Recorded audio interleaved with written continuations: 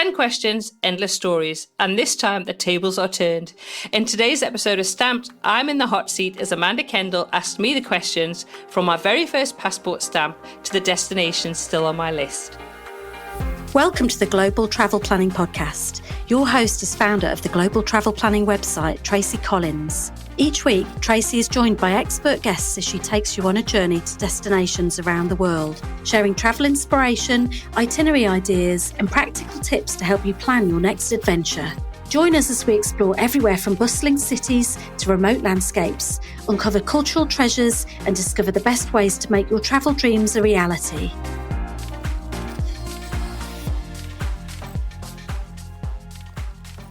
Hi, and welcome to this week's edition of the Global Travel Planning Podcast. It is just before Christmas, though I will be upfront and saying that we are not recording this at Christmas. So if I don't mention anything about Antarctica or an epic road trip, which I'm about to take on, that's because I haven't done them yet. Anyway, but I have my very good friend, Amanda Kendle from the Thoughtful Travel Podcast here to chat to me about my episode of Stamped. And I thought, who better to do than Amanda, actually, to ask me these questions. She was the first person that came on and did the first in the series. So, Amanda, thanks so much for agreeing to come on this week and do all the questioning of me for the Stamped episode. So would you like to introduce yourself to those people who don't know who you are, which I can't believe there can be many people listening that don't. But Thank you so much, Tracy. I'm very excited because I'm very curious about all your answers. I know you'll have amazing, fabulous stories to tell me. So yes, I'm Amanda Kendle from the Thoughtful Travel Podcast. So if you want to hear some more stories about travelling thoughtfully, including some of Tracy's, come over and have a listen. But I want to hear all of Tracy's stories today. So the first question is going back to the roots of your travel lust and interest. So who lit the spark? What or who inspired you to start traveling? There's actually two people for this. One is my grandmother. When I was about 7 years of age, we were at one of these like little church fairs, and there was a packet of cards which had pictures of different places around the world, like landmarks around the world, and she bought it for me. And I was a bit obsessed with this pack of cards because I just loved the pictures on them and reading about the different places. And the two places I was obsessed with, one was the Golden Gate Bridge and the other was Table Mountain. So Table Mountain, I managed to get up 50 when I was 15, and it took me until I was nearly 50 to get to the Golden Gate Bridge. But those were the two. So she kind of lit that spark of interest about places. But when it came to, I've always loved people. From the age of 4, my mum would say, I'd walk down the street and I'd be like, hi, my name's Tracy. What's your name? And I'd just go up to people randomly and introduce myself. Yeah, I did. And so the person that kind of got me more interested in people outside of my own kind of scope of existence at that point was actually Gerald Durrell. Oh, nice. Yeah, now I started reading his books when I was about 10 and I was absolutely obsessed with them. And I wanted to meet the Fawn of Buffett. I wanted to go and meet these amazing people that he'd met in Argentina, these amazing people in Africa that he'd met. I loved the stories of the animals, but it was just the people and the experiences he had. I actually met him, would you believe it, at Gatwick Airport. Yeah, Gatwick Airport. A long time ago, but I was so awestruck. I kind of was just like, I just didn't know what to say. Yeah, I can imagine. But I actually managed last year, since the age of 10, wanting to go at Jersey Zoo, I actually made it last year, and I actually cried. Oh, I cried. Beautiful. Yeah, I cried, and what was very special for me is that I managed to go to Gerald. Gerald Durrell was buried at the zoo, so I actually just went to pay my respects, which was just a very, very special for me. But I actually walked into that zoo and literally cried because it had been an ambition of mine to go forever, really. But yeah, so somebody close to me inspired me, but also just somebody through his writing and his. He was an amazing person. He did a lot for conservation as well. Yes, so, yeah, exactly. Yeah. Oh, yeah. Your story gave me little goosebumps, Tracy. It's beautiful.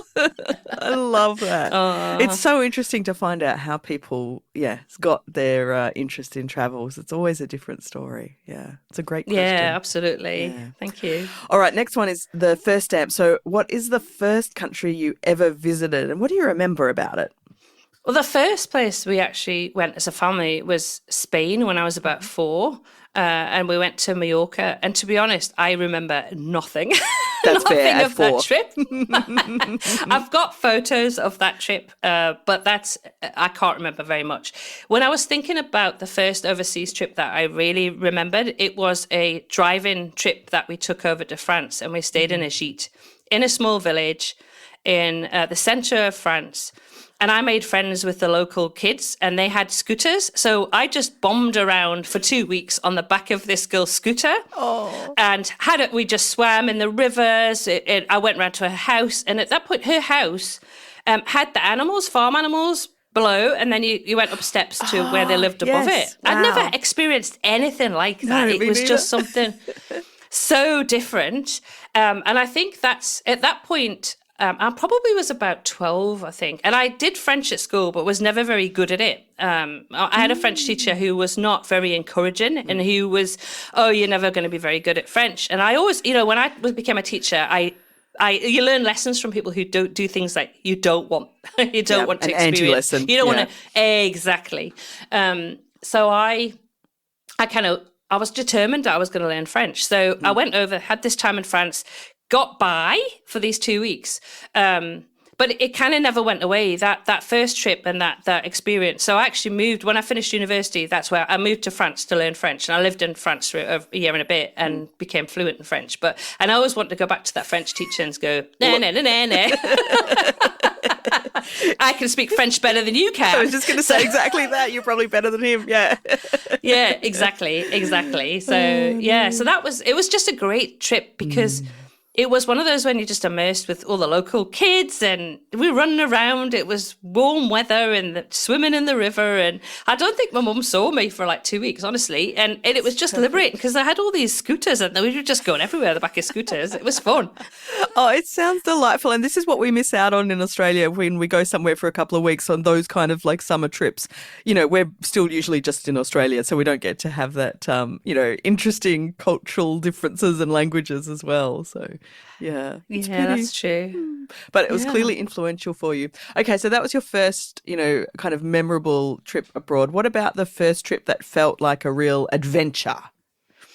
I had to think about this one. It's funny because I set these questions and I have to think about them myself. And I think, honestly, the first one that felt like an adventure was the first time I flew back so we moved to South Africa in the 1980s. So difficult time to live in South Africa, and I don't talk about that very often, but I went to school in South Africa but my dad still lived in the UK. So to go back to the UK to visit my dad, I went on my own. So it was my first ever long-haul flight. And I think I was probably 15 or 16. I remember getting my own, like the passport and having it renewed and my own passport and fly in to meet my dad at Heathrow. On your own, and that just felt like, I don't know. It was the first ever time I'd done it. I'd obviously done flights with my parents, but not on my own. So that just felt like a grown up. But I also liked flying at that point. I hate flying now, but at that point I did enjoy flying. But I remember arriving at Heathrow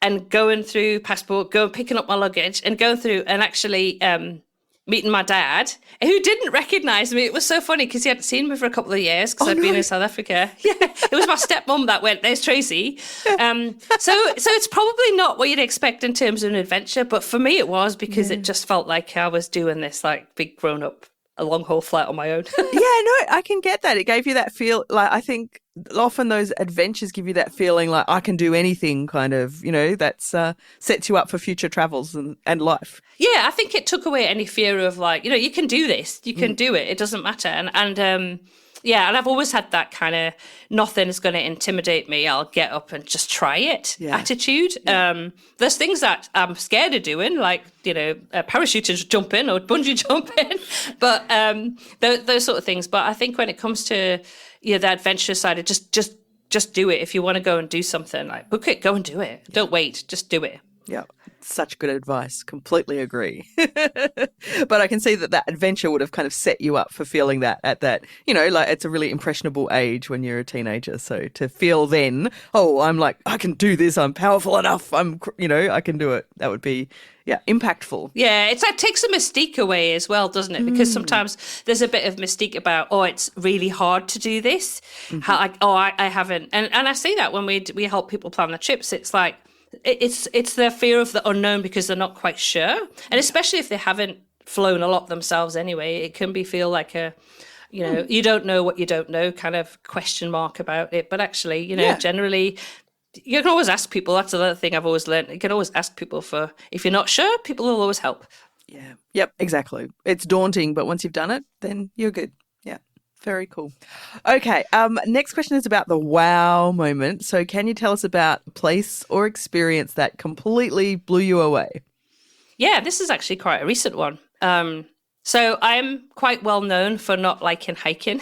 I really don't. I turned 55 a few years ago. And I just went, you know what? I'm not going to fib about things I don't like anymore.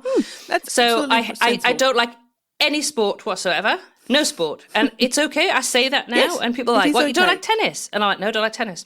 I don't like football. I don't like any sport. Nothing. No interest at all. Right. So that was the first kind of big one. And the second one was like, I just don't like hiking. Right. And so we're in New Zealand. So what do you have to do in New Zealand? Really, you should go for a hike. So my daughter had stayed with me in Christchurch and she'd taken a day trip down to do the Hooker Valley Trail. Right. Right. And she came back and showed me the photos and I was like, I have to do this. I have to do this. It's a hike, but I have to do it, right? I loved it. That's so good. Absolutely. Look, I've seen so many beautiful places in the world, but walking on that boardwalk, on that trail, was just surrounded by the mountains. The scenery in New Zealand is something else. It is, but it was kind of, I don't know, like a. I don't know how to describe it. It was kind of like an uplifting moment and magical moment and something really, really special. There wasn't a lot of people on the trail because we did it very early in the morning. First up, straight on. It was winter, so there was snow and it just on the peaks, not kind of where we're walking. Beautiful. And it's an easy track. Let me just say, it's flat. So I didn't have any like massive uphills and downhills to moan about. So that also helped. You have to cross all these bridges. I believe it's actually closed at the moment because I think they're doing something with the bridges. But you have to cross maybe 3 big bridges, and they're quite the swing. So if they're not my favorite. If you're not keen on heights, but I think, and then at the end of it, you get to this glacier lake, and you just, honestly, it's just incredible. Every single step of that trail is emboldened. It's just what's it? Embezzled? Or not embezzled? What's the word? What's embedded? That's it. I can't think. Need more tea, I think, Amanda. Yeah. Embezzled. That's a bit weird. It's embedded on my mind, and I'd do it again in a heartbeat. Amazing. So that was my wow. Yeah, I mean, as you remember from my wows are places like that too. And it's very hard to describe that feeling. But whenever I see the photos from those like just incredible landscapes where I've had the good fortune to be, I just am like, I just feel it all again. It's just that beauty is amazing. Yeah. I think if I feel stressed, the best thing for me to do is to look at a picture of that walk, that boardwalk on the mountain, and it just is very instantly calming, and instantly I'm kind of back in that place. So that's what I really love it. Okay, so that was an amazing place. What about places that you don't feel the need to return to? A place you've been and think, okay, I'm done with that. I don't get this feeling very often, actually. And actually, the place that I'm going to mention, I do go back to over and over again. So it's a bit of but I'm not a massive fan of Paris. Right? I just can't really get the magic of Paris. I go and I do enjoy it when I'm there. So I'm not going to lie and say I go and hate every second that I'm in Paris, because I don't. I do enjoy it. But for me, it's not. If I never went to Paris again for the rest of my life, I wouldn't cry. So sorry, Paris. You know, it's not don't cry for me, Argentina. It's don't cry for me, Paris. Because I just, no. Is that because you're saying like you spent time in many parts of France and there's other parts you prefer, or? I think that's what it is, because I lived in France and I lived in the French Alps. And Paris is very different. Again, it's the capital city. So it just, I prefer rural France. It just feels more of an authentic French experience, which of course it is. Paris, it's a capital city. So, you've got all the main tourist attractions. Everybody wants to see the Eiffel Tower and go to Montmartre and everything like that. But it's just for me, it's I'd prefer, if I was going to France, I would be skipping Paris and going to other areas of France for sure. I say, if you're listening and you want to go to Paris, I don't want to put you off. Go, experience it. Because again, this is something else to say. We all have different things that we like and enjoy. And 100%. There's a reason millions of people go to Paris every year. So this is just based on my experience. It's Doug's favourite. So there you go. He right. So you do have to go back sometimes, yeah. And also if you're going, other parts of France, then often you will end up, spending time in Paris. So that's fair. I've done it by train. I mean, when my mum lived in Switzerland, so I used to catch the train, because I always prefer to take the train than fly, which you can do from the UK. Yes. I'd catch the train, and then obviously you have to cross Paris to then change trains to go to Switzerland. So I did that quite a few times, but I was happy just to cross by train and get out again. Yeah, right. Yeah. But no, that's fair. And as you said, everyone has their different likes and dislikes, and that's what makes the world an interesting place. So yeah, fair. Absolutely. Okay, the opposite though, a home away from home. Is there somewhere you keep going back to and you keep wanting to go back to more? Well, this is going to be different based on where I was living. So when I was living in Europe, Malta was our go-to. And interesting. I love Malta. So Malta was the first destination out of the UK that I took my daughter to. So I was a single parent with a single mom for 9 years, and obviously I wanted to travel with her. I waited until, actually, I think she might have been a little bit younger, because I did take her to South Africa and Botswana when she was, maybe that same year actually, took her when she was about 5 for her first long haul trip. But her first trip in Europe and the first trip that we took together outside of the UK was to Malta. Right. And we had a fantastic time. So I'm not the sort of person that goes and books in a hotel and sits by the pool for a week. Like, I just don't. So poor Dominique, she saw every part of Malta, every part of Gozo, every single day. We were out, we caught the local buses, we explored everywhere, and then we'd come back at the end of the day and she'd go and have a swim and chill out after that. And then what was really nice as well in Malta is for about sort of 7 o'clock at night, when it was cooler, we'd go out, walk down. We stayed in Marsa, which is in the very southern part of the Maltese island. And all the kids would come out at night to play on the swings in the park because it was cool. So it was fantastic for her. So she's very sociable. Don't know where she gets that from. Can't imagine, Tracy. And she'd just have a ball. We'd go out all day, go and see stuff. She'd come back, have a swim, we'd go and have dinner, and then we'd go to the park and she'd just play with the kids. So it was a fantastic holiday. So, and then after that, I met Doug, and then Doug and I and Dominique went back a couple of times, and then another couple of times Doug and I actually went back ourselves. And we actually had planned to retire to Malta, but Brexit happened. Brexit happened. Oh, gosh. Oh, I'm so sorry. That's awful. Yeah, so that kind of that went down the pan.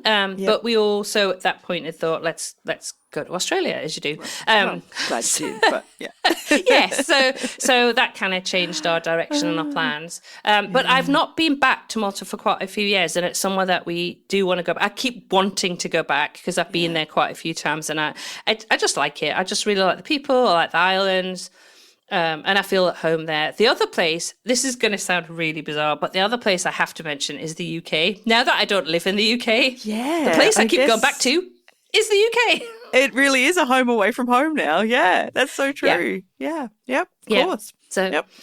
back in the UK every year. So that I just thought was funny. Yeah. Yeah.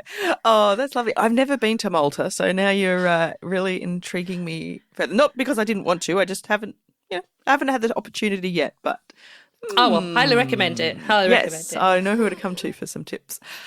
Okay, now the next question is about an under the radar place. So, can you share somewhere that's a bit lesser known that you think people should go and see? Yeah, this is actually a really easy one for me. And it's where I'm from in the UK, which is the county of Northumberland.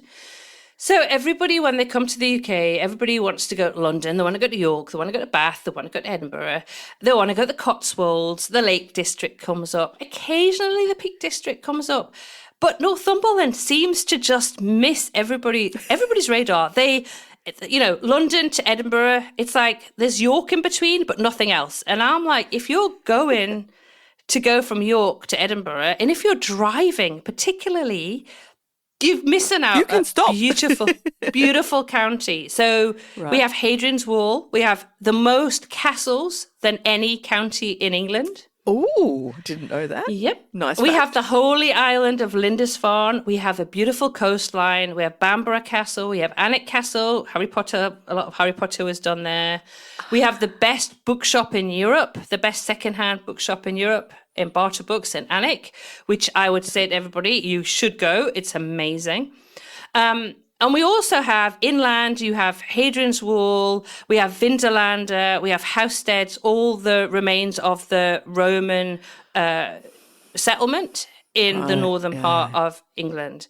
So you have history, you have coastline, you have culture, you have the friendliest people, obviously. Clearly, yes.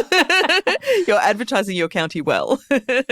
Beautiful beaches. Honestly, it's a shame that people don't stop off there more. So I'm a huge advocate for Northumberland. All right. My next UK trip, I promise to do this.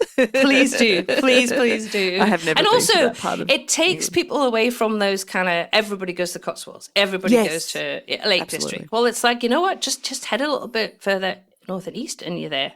Yeah. That sounds perfect. Okay, I'm sold. I'm going. Brilliant. All right. Now, what about a place where you felt like a local, you felt more that you belonged there than just a tourist? 100% France. So I finished university in 1988, end of 1988. I did a Bachelor of Arts degree in psychology and history. I've got a double major in psychology and history. There you go. But I'd done enough. I'd had enough study. I was like, you know what? I'm going to go travel. And I'd had a friend who'd been an au pair the year before in Switzerland, and I was very interested in her experience. And I thought, you know what, I'm going to do this.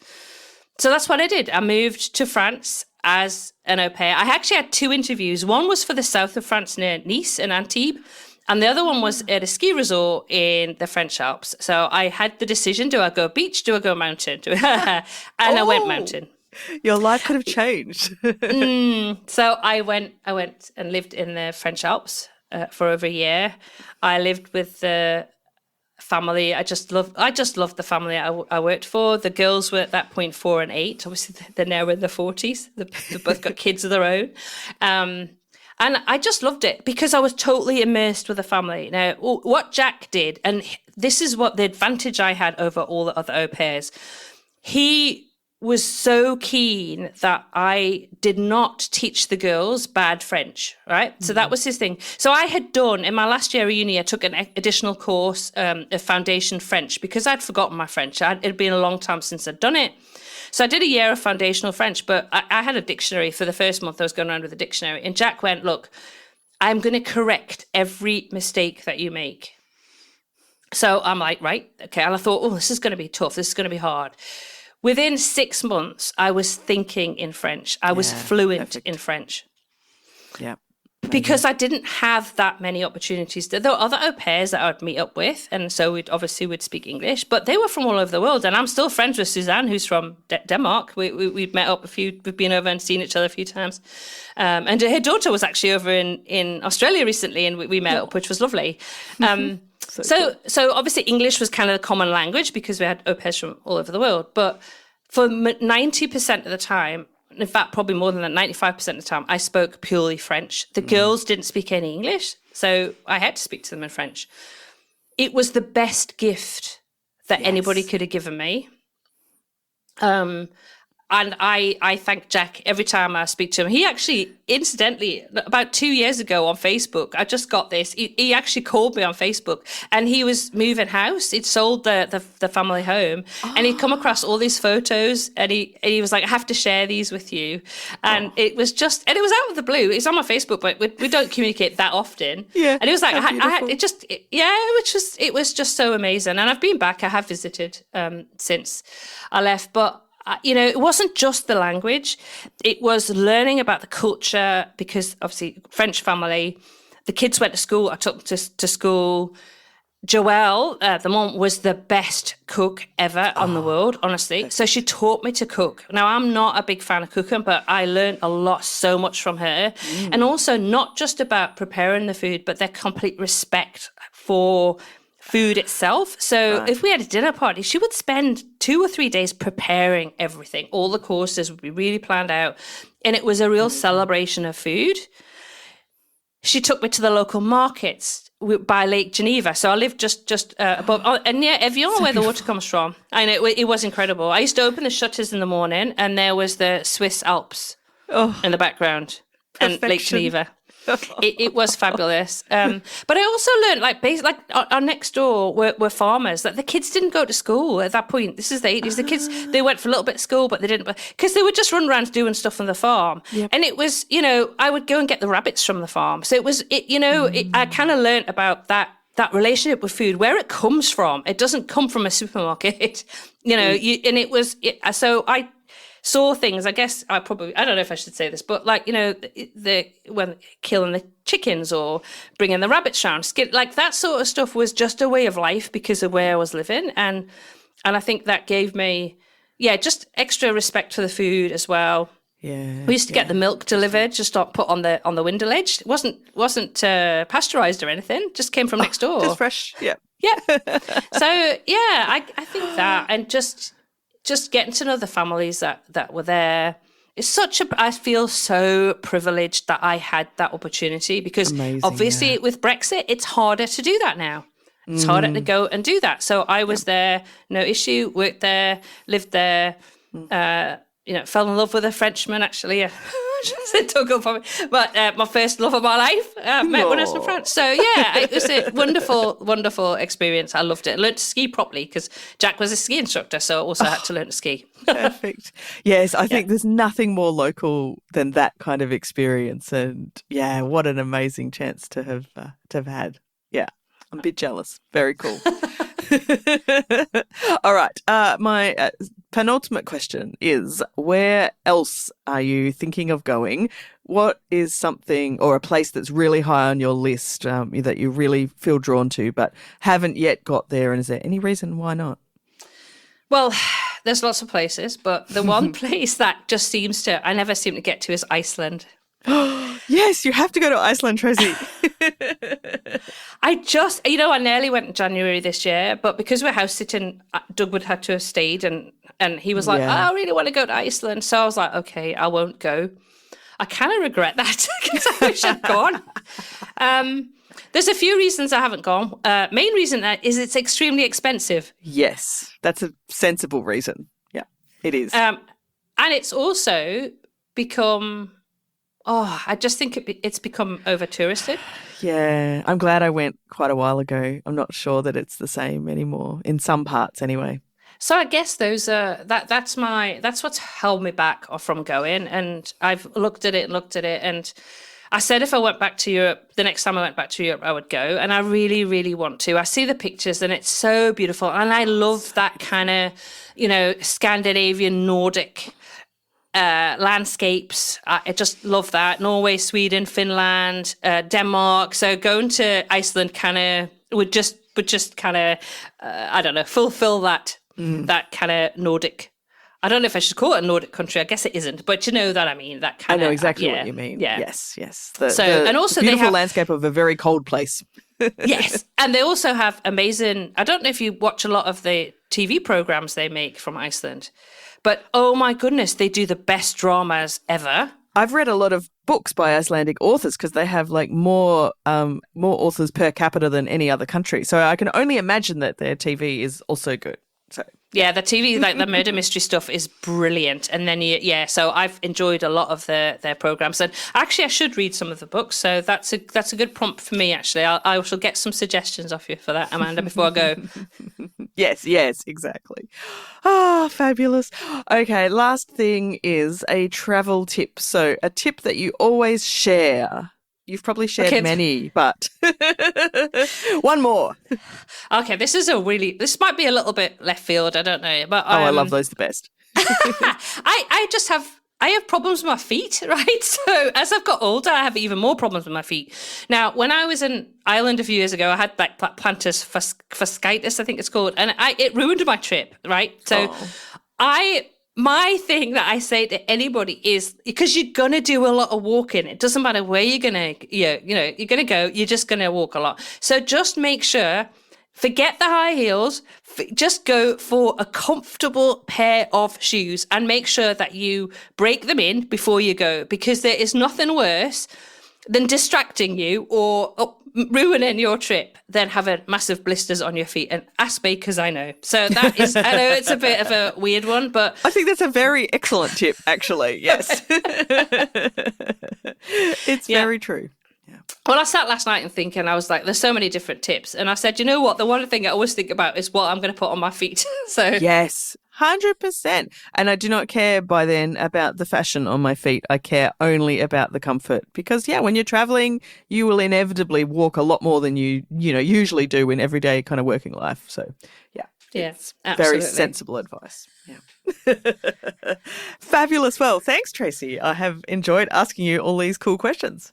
Well, I'll say thank you, Amanda, for coming on and asking me all of these questions. It's been fun to answer them, because I'm usually on the other side of the mic interrogating other people and asking them these questions. I will put some photos and some links on the Global Travel Planning podcast. It'll be globaltravelplanning.com/episode 84. Had to double check what episode it was then.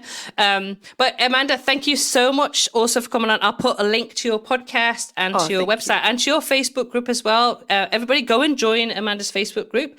If you'd like to come and do an episode of Stamped with me, let me know. Get in touch via SpeakPipe. I want to talk to you guys. I want to know what inspired you to travel, what you've done, where are the places that have left a mark for you in your life.